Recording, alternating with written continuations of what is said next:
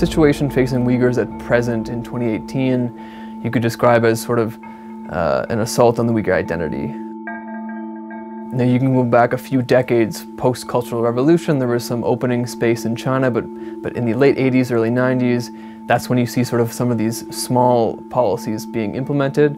You see a major turning point in 2001, 9/11, where narrative from China was framed as, with respect to Uyghurs, as one of terrorism, essentially, is that any kind of resistance against the regime is framed as terrorism. Second event was 2009, there was violence in Urumqi. That was sort of the second event which sort of altered the way that the Chinese government approached Uyghurs. What we see today is about at least 1 million Uyghurs, including Kazakhs and Kyrgyz, small populations there as well, in effectively what are internment camps or political indoctrination facilities.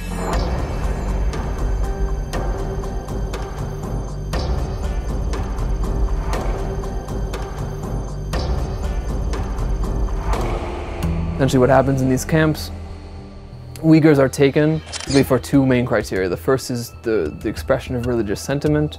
This is very low-level religious sentiment, just basic prayer at home, owning a copy of the Quran, wearing the hijab for women, men growing beards, things like this. Secondarily is communication or contact or travel abroad. Having communication abroad can get you sent to these camps.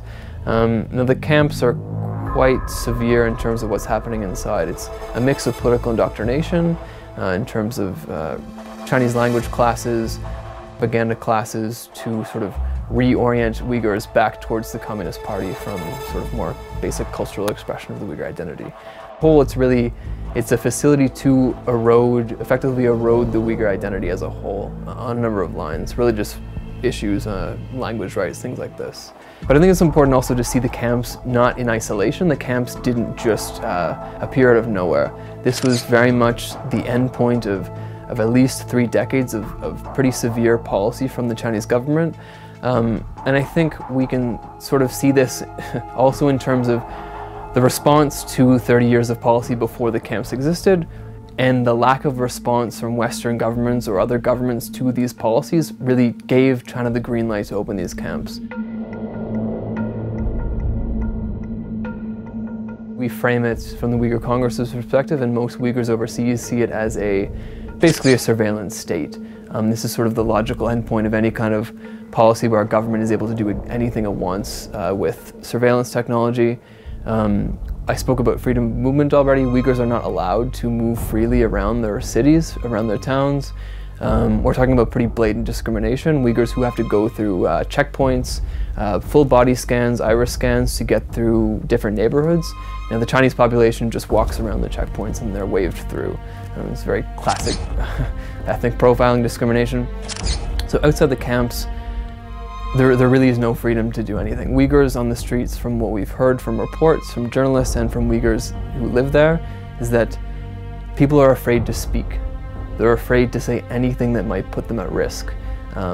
Police are constantly watching. Inside the camps themselves, I mean, there's surveillance, there's cameras everywhere in these places. Actually, some footage just revealed this week that there's cameras in the bathrooms, in the cells. It's effectively a prison, and this is essentially what's happening outside as well. People are afraid to say anything about the situation. The arbitrary imprisonment of 1 million people, it's unfathomable, and I didn't expect this. I think Uyghurs didn't expect it. I think the international community didn't expect a country even like China, with the economic power that they have, to do something like this. And I think I and the Uyghurs that I speak to have been tremendously discouraged and tremendously disappointed by the lack of response to something that very much requires a response. If you can think of anything in the world today that requires a response, it is this.